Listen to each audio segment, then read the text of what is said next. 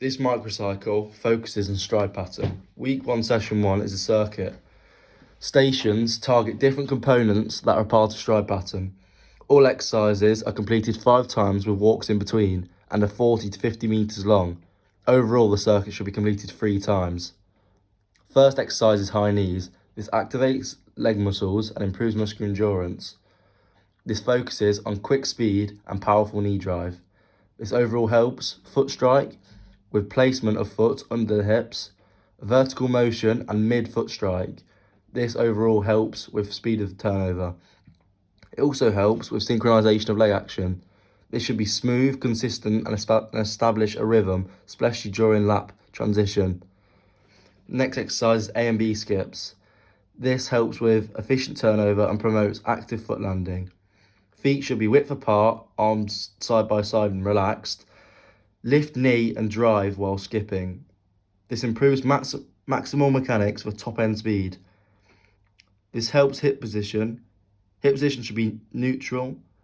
There should be a quick turnover and upright posture, allowing appropriate alignment, stopping excessive swinging. The next exercise is bounding. This helps with explosive power, extends stride length effectively. The individual should stand tall, take large steps forward with right leg, and then push off with the left. They should land and continue on the opposite leg. This helps cadence, which affects overstriding, deals with energy waste and maximizes aerobic use. There should be higher foot spend, leading to a lower braking force.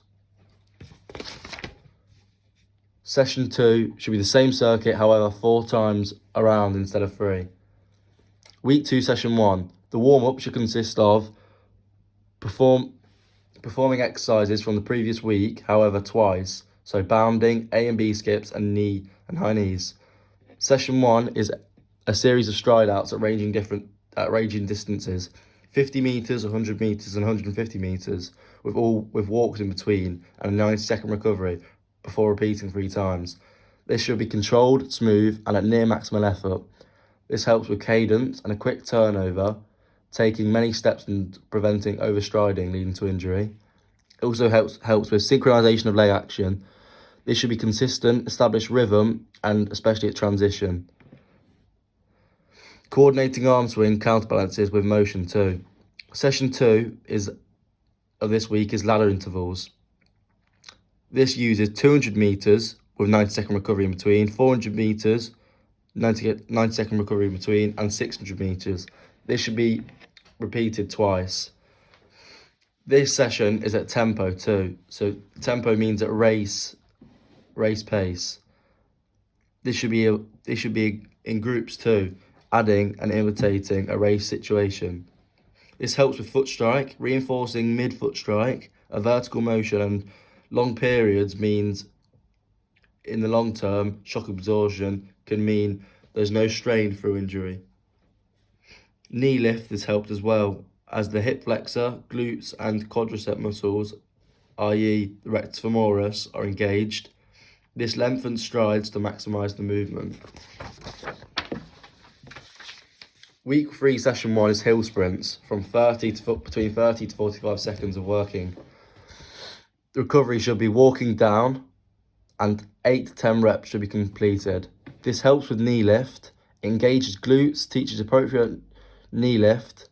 Due to the high gradient, muscular power is exercised.